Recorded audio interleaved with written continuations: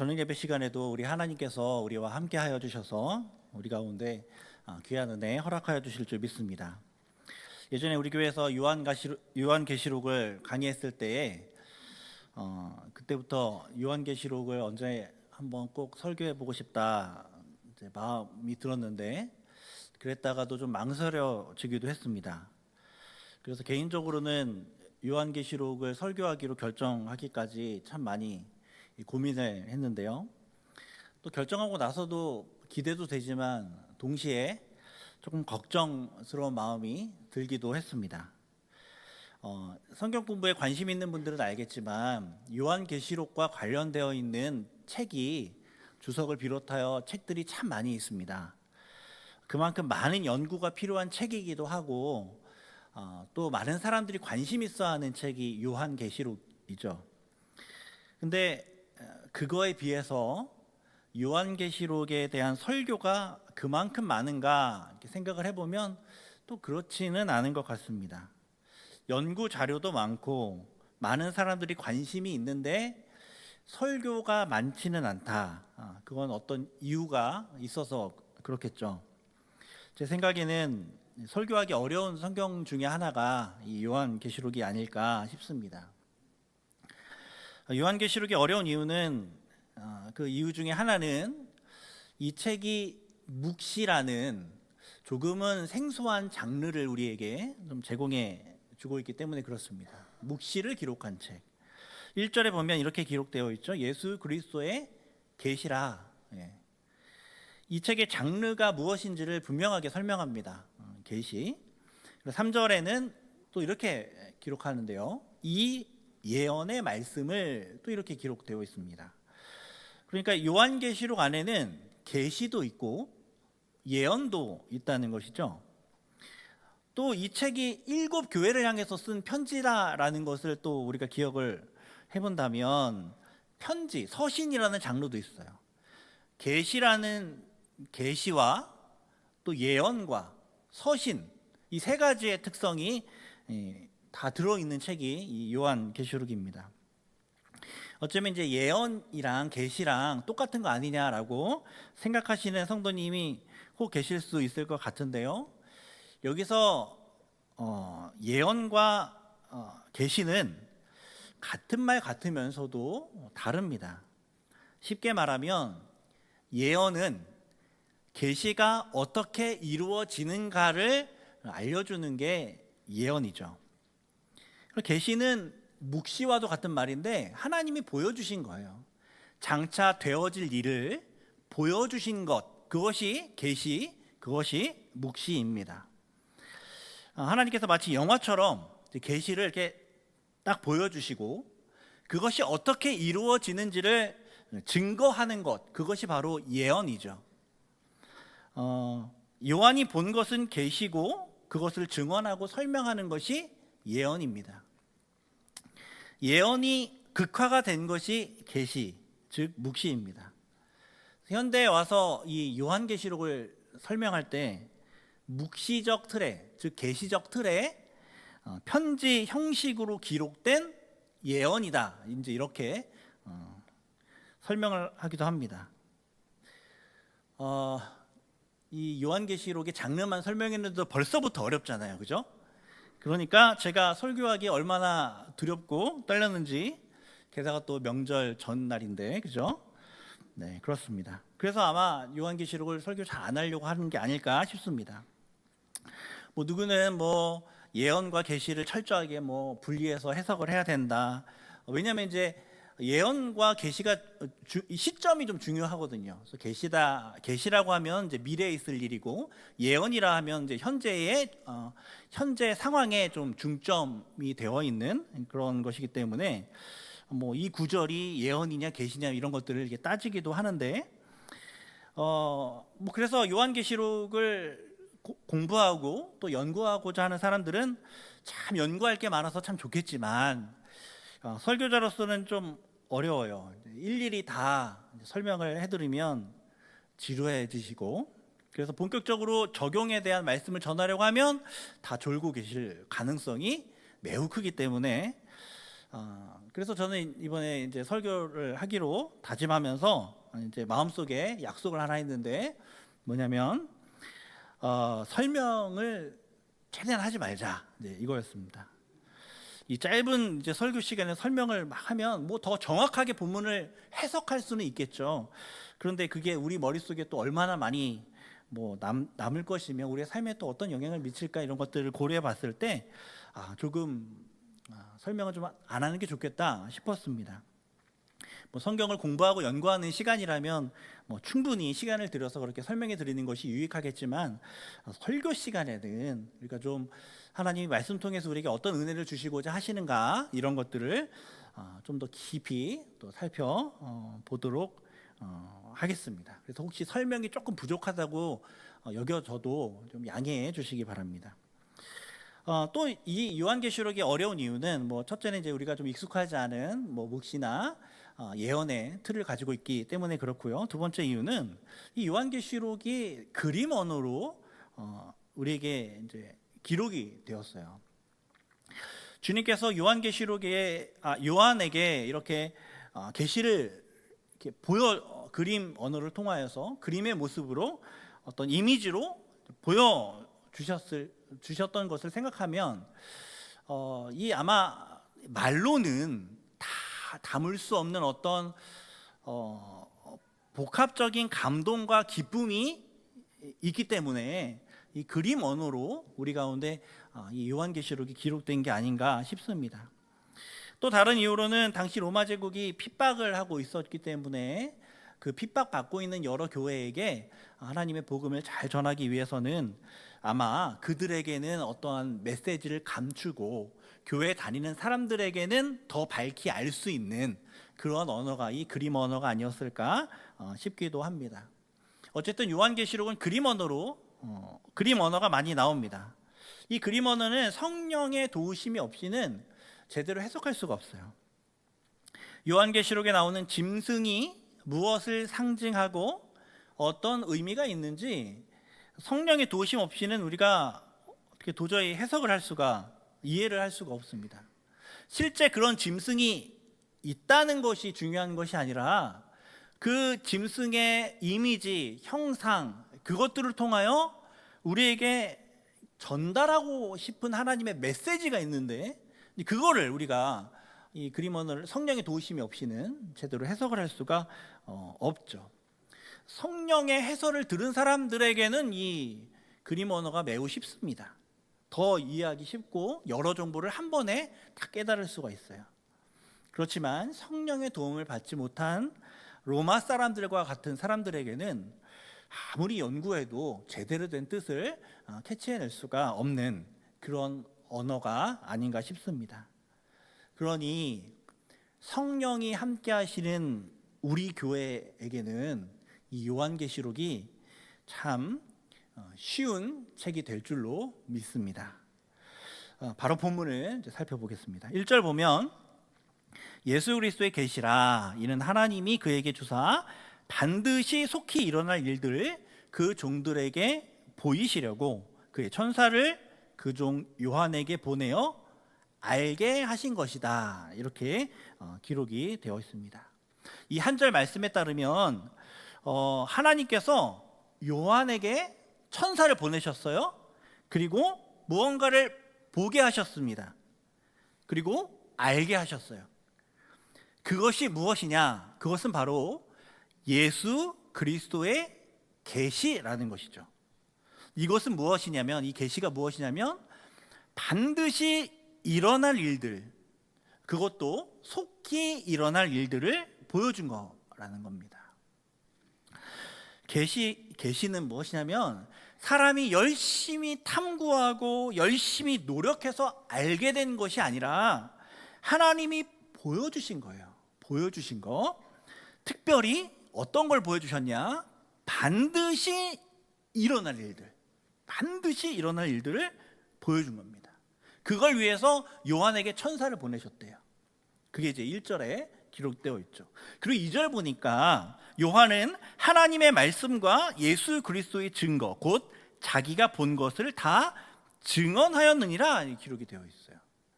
즉 요한은 하나님이 보여주신 것을 다 보고 이 요한계시록을 통하여서 그것을 어떻게 했대요? 다 증언했대요. 보여주신 것을. 1절, 2절 합쳐서 요약을 하면 하나님이 반드시 일어날 일들을 요한에게 보여주셨고 요한은 그걸 다 증거했대요. 이 요한계시록을 통하여서. 그렇다면 하나님께서는 왜 속히 일어날 일들을 요한에게 다 보여주셨을까요? 그리고 요한은 자기가 본 것을 자기만 알고 있으면 되지 그것을 왜 이 요한계시록을 통하여서 다 증언하였을까요? 답은 당연하죠. 요한은 그것이 초대 교회와 그리고 이 성경을 읽는 모든 성도들이 그거를 하나님이 내게 보여주신 것을 아는 것이 되게 중요하다고 여겼던 겁니다. 이것을 나만 알아서는 안 되고 초대 교회와 그리고 교회가 이것을 반드시 알아야 한다라고 생각했던 거예요. 그러니까 자기가 본 걸 다 증언한 거죠. 이 말씀을 묵상하면서 한번 생각을 해봤습니다. 만약 누군가 저에게 찾아와서 제가 당신에게 미래에 반드시 일어날 어떤 일들을 알려주겠습니다. 어떤 게 궁금하십니까? 이렇게 물어봐요. 그럼 저는 뭐라고 대답할까요? 아마 이제 동일한 질문을 받았다고 생각을 해보신다면 주식이 떠오르기도 하고, 그죠? 로또 번호도 생각이 나고, 부동산 정보 이런 것들이 막 이제 생각이 날 겁니다. 미래 정보. 앞으로 일어날 일을 알 수 있다는 건 너무나 굉장한 특권이죠. 이거 엄청난 일입니다. 그것도 오늘 말씀 보니까 하나님께서 성도에게, 교회에게 유익하다고 생각되는 일어날 일들을 알려준 겁니다. 이게 얼마나 엄청난 정보입니까? 너무너무 유용한 정보이겠죠. 그 귀한 정보가 어디 보물섬에 막 숨겨져 있어가지고 그 정보를 막 찾아내야 되는 게 아니라 오늘 보니까 지금 우리가 읽고 있는 이 요한계시록에 다 담겨 있대요. 너무너무 그 귀한 정보가 이 요한계시록에 담겨 있다는 거죠. 그러니 3절을 보면 이 예언의 말씀을 읽는 자와 듣는 자와 그 가운데 기록한 것을 지키는 자가 복이 있다. 이는 때가 가까움이니라. 이렇게 말씀하고 있는 거죠. 이 예언의 말씀을 읽고 듣는 자가 복이 있을 수밖에 없는 겁니다. 왜냐하면 이 미래에 대한 정보를 알고 있기 때문에 그렇죠.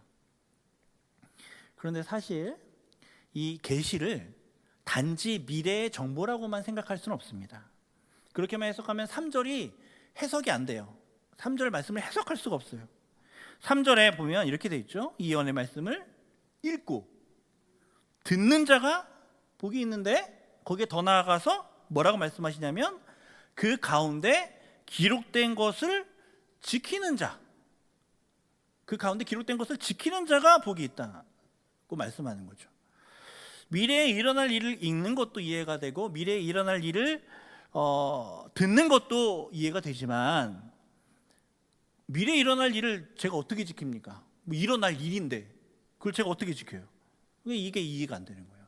만약 3시간 뒤에 비행기가 우리 머리 위로 이렇게 지나갑니다. 그 미래 정보를 우리가 알고 있어요. 그것을 읽고 들을 수 있죠. 근데 그걸 어떻게 지킵니까? 지나가는 거를 제가 지킬 게 뭐가 있어요? 없잖아요. 이건 그냥 예정된 일이지 제가 지킬 만한 게 있는 게 아닙니다. 그러니 계시가 단지 미래 정보만 우리에게 알려주고자 하는 것이 아니에요. 앞으로 일어날 일이지만 이것을 통하여서 성도가 뭔가 지킬 것이 있는 그런 정보를 우리에게 알려준다는 겁니다. 그리고 이 계시를 읽고 듣고 지키는 것이 정말 중요한 이유는 무엇이냐면 그래야 복이 있기 때문에 그래요. 그래야 복이 있어요. 복이 있다의 반대말은 뭡니까? 복이 없다죠. 복이 없다는 입니다. 그러니까 이걸 읽지 않고 이걸 듣지 않고 이걸 지키지 않으면 어떻게 되는 거예요? 복이 없는 거예요. 성경에서 복이 무엇을 의미하는지 아는 우리에게는 복이 없다는 것이 얼마나 어마어마한 저주인지를 우리는 알아요. 이건 있어도 좋고 없어도 좋은 게 아니에요. 복은 반드시 성도에게 있어야만 하는 것이죠. 그러하기에 우리에게 이 요한계시록이 너무너무 중요한 책인 겁니다. 적지 않은 성도님들이 요한계시록을 무서워하고 어려워합니다. 그래서 이해하려고 하지도 않아요. 이단들이 좋아하는 책으로만 여기고 은근히 등한시 여기기도 합니다. 그런데 요한계시록은 사실 필독서입니다. 반드시 읽어야 돼요. 복을 가져다 주는 책이에요. 어떤 부동산 정보보다, 주식 정보보다, 입시 정보보다 더 중요하고 더 우리 마음 가운데 새겨야 되는 책이 바로 이 요한계시록이죠. 그래서 1절, 3절 말씀을 통해서 우리에게 무엇을 얘기해 줍니까? 꼭 읽어야 된다. 요한이 그걸 얘기하고 있는 거예요. 이거는 반드시 읽어야 되는 책이다. 지금 1절, 3절을 통하여서 그거를 우리에게 얘기를 해주고 있는 겁니다. 그렇다면 우리가 반드시 읽고 듣고 지켜야 하는 이 예언의 말씀에 대하여 우리가 좀 더 생각할 필요가 있습니다. 예언을 지킨다는 것은 무슨 의미일까요? 예언을 지킨다. 이미 정해져 있는 일들을 우리가 장기판의 말처럼 실행해야 되는가? 그것을 의미할까? 그렇지 않죠. 이 말씀을 이해하기 위해서는 당시 초대교회와 그리고 당시 이제 유대인들이 이 예언을 어떻게 해석하고 있는지를, 어떻게 이해하고 있는지를 우리가 알 필요가 있어요. 초대교회와 이스라엘에게 있어서 예언이 이 단지 미래의 일만을 의미하는 것이 아닙니다. 오히려 현재적 성격이 더 강한 것이 예언이에요. 구약의 선지자들이 있죠. 선견자, 예언자라고 불리웠던 그 구약의 선지자들. 그들이 실제로 무엇을 했습니까? 그들이 실제로 한 일은 미래에 하나님의 백성들에게 일어날 일들을 예언한 것뿐만 아니라 현재의 그들의 삶의 변화를 지속적으로 촉구합니다. 심지어 이 예언자들은 미래의 일만 예언하는 것이 아니라 과거의 일도 이야기합니다. 하나님께서 이미 행하신 일, 그리고 하나님께서 현재 행하시는 일, 그리고 하나님께서 앞으로 행하실 일들을, 그리고 그 안에 담겨져 있는 하나님의 사랑을 그들에게 깨닫게 하시고, 그래서 그 하나님의 백성의 현재의 삶을 변화시키기 위하여 자신의 삶을 다 내어 던졌던 사람들이 바로 선지자들이죠. 그러니까 이스라엘 백성들에게, 초대교회에게 예언은 단지 미래의 일이 아니라 우리의 현재의 삶의 변화를 촉구하는 바로 그 정보라는 것이죠.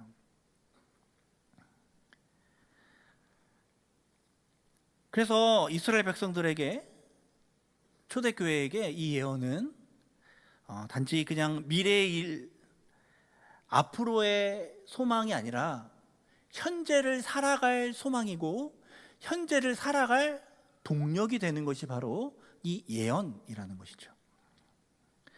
이 요한계시록을 처음 받은 독자들이 누구입니까?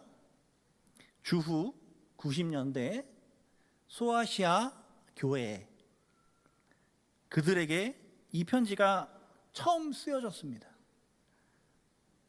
그 시대가 어느 시대냐면 어마어마한 핍박이 있었던 시대입니다.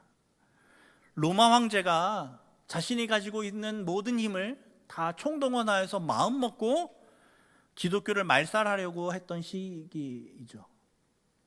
공공장소 곳곳에 황제의 반신상을 세워놓고 거기에 절하게 하고 거기에서 고백을 하게 하고 그것을 하지 않으면 잡아가서 죽이는,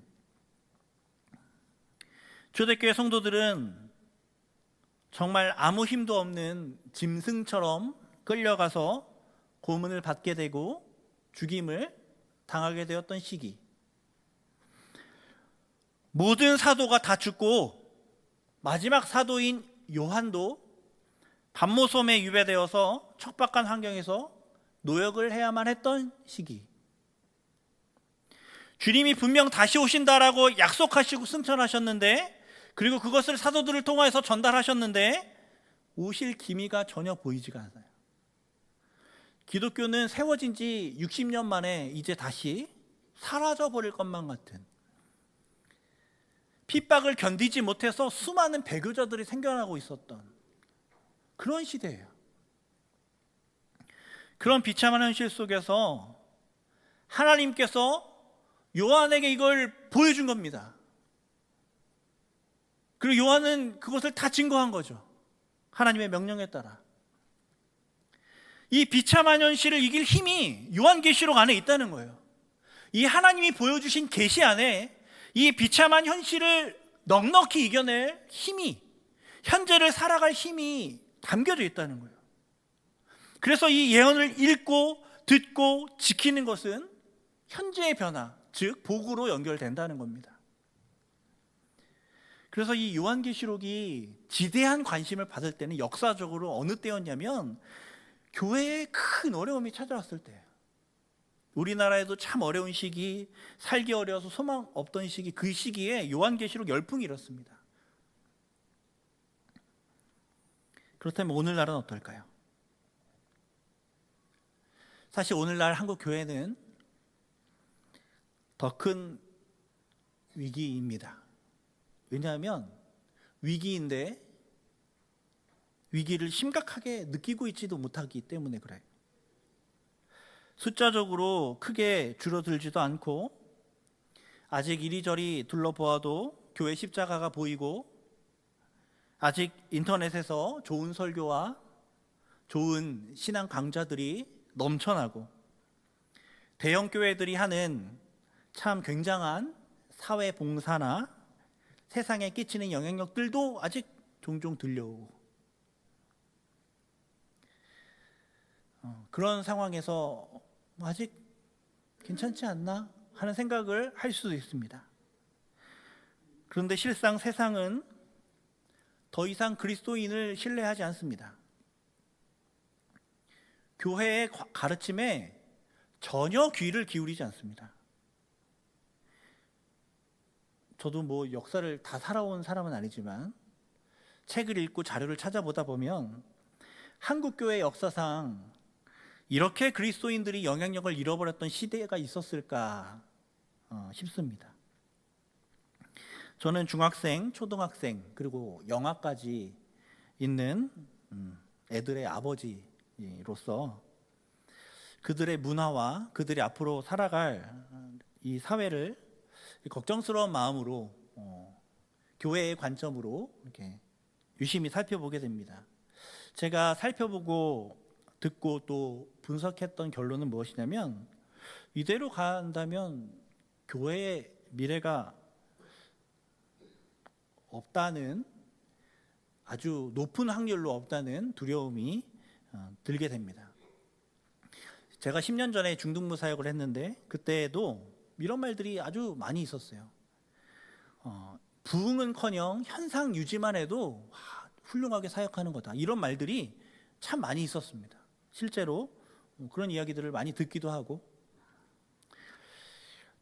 그래서 그 아이들, 그 10년 전인데 중학교에서 애들 뭐 이렇게 사역하는 애들 물어보면 교회 다닌다고 하면 친구들이 싫어한대요.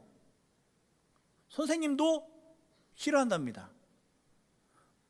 말로도 그러지만 표정으로도 드러난대요.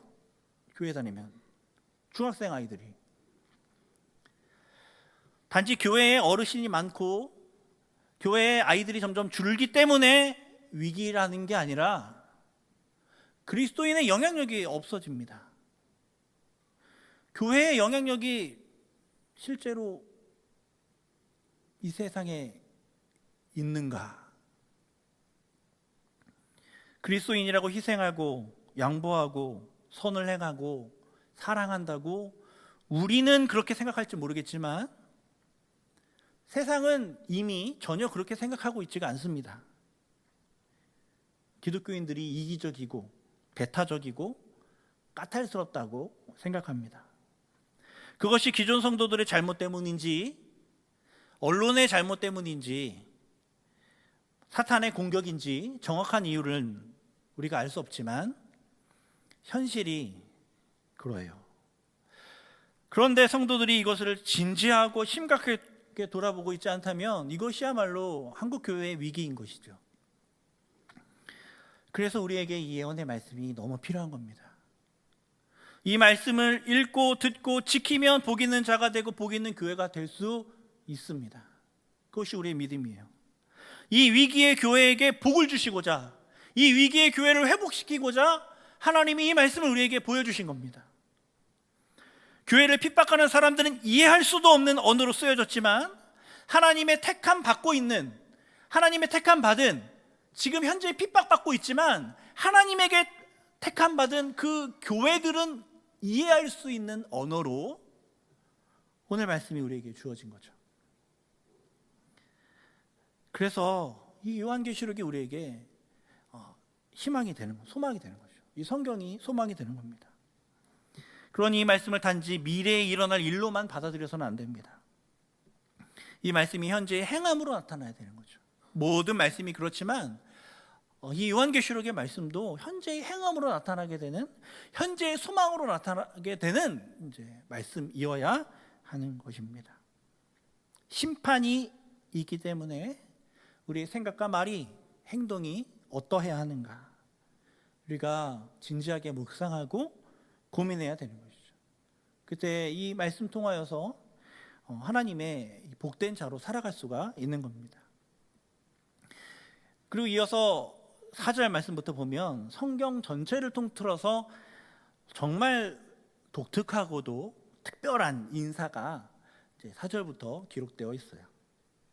뭐라고 기록되어 있냐면, 요한은 아시아에 있는 7 교회에 편지하노니 이제도 계시고 전에도 계셨고 장차 오실 이와 그의 보좌 앞에 있는 7 영과 또 충성된 증인으로 죽은 자들 가운데에서 먼저 나시고 땅의 임금들의 머리가 되신 예수 그리스도로 말미암아 은혜와 평강이 너희에게 있기를 원하노라, 이렇게 말씀합니다.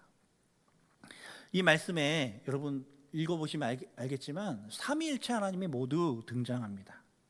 이제도 계시고 전에도 계셨고 장차 오실 이 누구십니까? 성부 하나님이죠.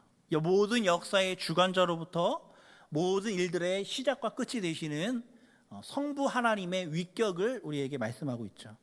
그 보좌 앞에 있는 7 영, 성령 하나님이죠. 7이라는 의미가 완전을 의미하는 숫자, 즉 성령 하나님의 완전한 능력, 전능한 능력을 우리 가운데 나타내주고 있는 겁니다. 그리고 충성된 증인으로 죽은 자들 가운데에서 먼저 나시고 땅의 임금들의 머리가 되신 예수 그리스도, 성자 하나님이시죠. 성부, 성자, 성령. 아마도 당시 핍박받던 교회들에게 이 충성된 증인으로 죽은 이라는 예수님에 대한 설명이 참으로 큰 위로가 되었을 겁니다. 성부와 성령과 성자 하나님으로 말미암는 은혜와 평강이 있기를 원한다라고 인사를 하고 있습니다. 이 요한의 인사는 핍박 가운데 있는 그 초대 교회에게 그 교회를 은혜와 평강으로 인도하기 위하여 삼위 하나님께서 일하고 계시다라는 그것을 표현한 인사입니다. 성경에서 이 삼위 하나님의 일하심을 이렇게 직접적으로 언급했을 때에는 하나님이 어마어마한 능력과 하나님의 어마어마한 사역이 뒤이어 이어집니다. 창세기의 창조기사에도 삼위 하나님이 언급되고, 예수님이 세례받을 때에도 언급되고, 십자가에서도 또 승천하실 때에도 삼위 하나님이 언급되죠. 어마어마한 중요한 사역이 있을 때 이 삼위 하나님이 언급됩니다. 하나님께서 교회를 은혜와 평강으로 인도하기 위하여 얼마나 전력을 쏟고 계신지를 우리에게 알려주고 있는 거죠. 교회를 위하시는 그 하나님의 마음을 좀 더 알려주시고자 이 인사말로 더 뒤이어서 말씀하는데 이렇게 기록되어 있습니다. 우리를 사랑하사 그의 피로 우리 죄에서 우리를 해방하시고 그의 아버지 하나님을 위하여 우리를 나라와 제사장으로 삼으신 그에게 영광과 능력이 세세토록 있기를 원하노라. 아멘.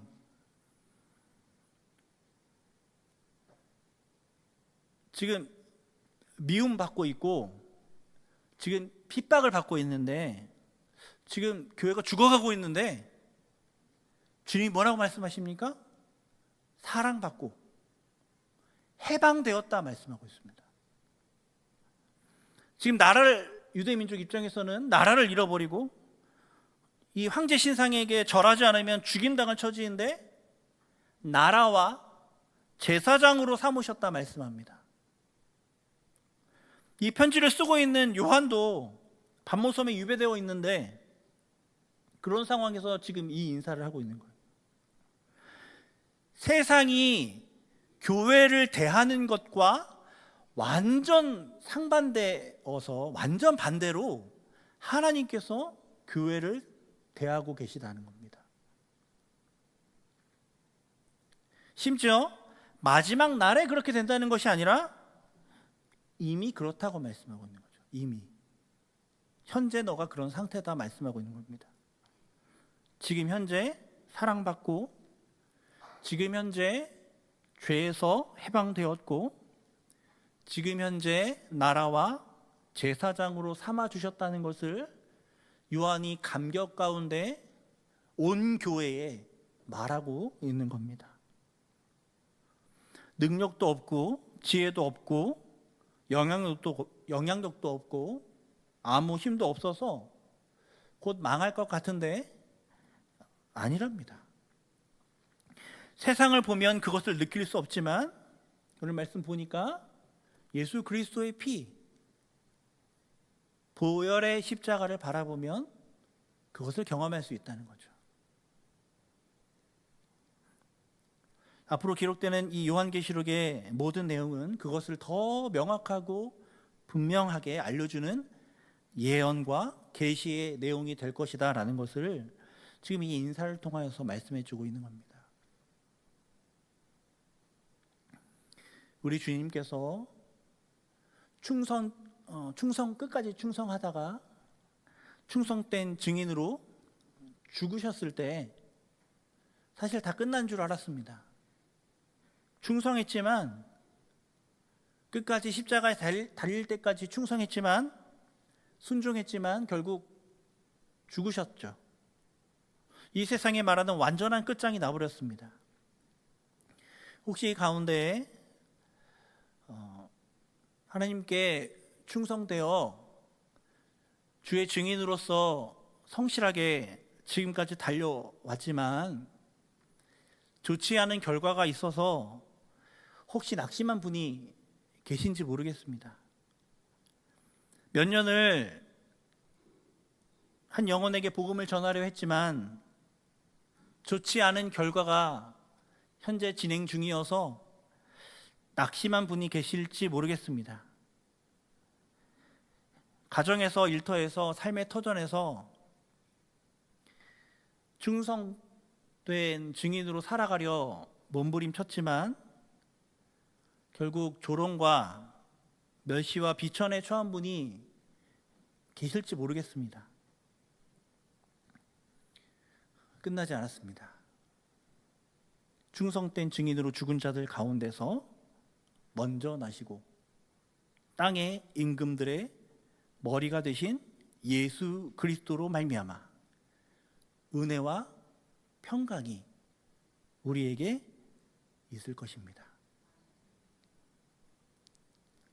우리를 사랑하사 그의 피로 우리 죄에서 우리를 해방하시고 그의 아버지 하나님을 위하여 우리를 나라와 제사장으로 삼으신 삼위 하나님의 능력과 권세가 여전히 우리에게 임하고 있습니다.